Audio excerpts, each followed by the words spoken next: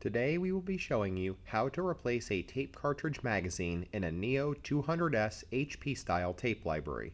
This replacement will not require downtime. It is important to note that the replacement procedure for both magazines is the same. We will now show you the NEO 200S HP style tape library and the corresponding magazine rocket platform part numbers.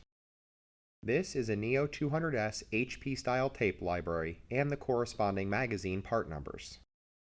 There are a few reasons that you may decide you need a replacement magazine. The first is if you start having robotics errors for a particular slot or slots and you find that tapes do not go in and out of those slots easily. The second is if you have issues unlocking the I/O station using the front panel command. The third is if the robot is unable to calibrate to the magazine because one or more of the plastic magazine targets are broken or missing.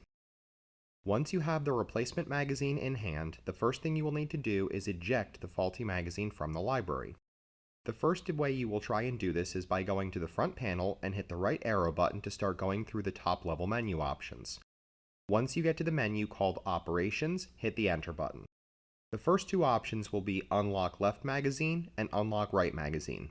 You will need to use the left or right arrows to select the option that corresponds to the faulty magazine and then hit Enter.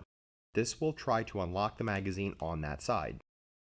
If the robot is unable to unlock the faulty magazine, you will need to use the emergency release for it. This will require access to both the front and rear of the library simultaneously.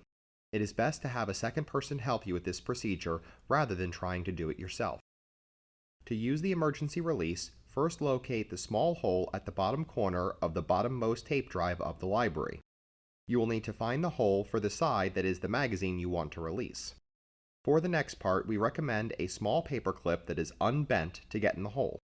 Push the paper clip in straight and you will feel some resistance as it engages the release lever. Keep pushing until the paper clip stops and will not go any further. While still holding the paper clip all the way in, have the person at the front of the machine pull the faulty magazine straight back and out of the library. Once the magazine is pulled out, you can release the paper clip. At this point, you will need to transfer all tapes from the faulty magazine to the replacement and then insert the replacement magazine fully into the library. The library will now proceed to inventory the magazine and will ensure that it can calibrate to all points. During this process, it will say Scanning on the front panel. Once the library is finished scanning the magazine, it will display the library name and drive status on the front panel. Your library should now operate as normal.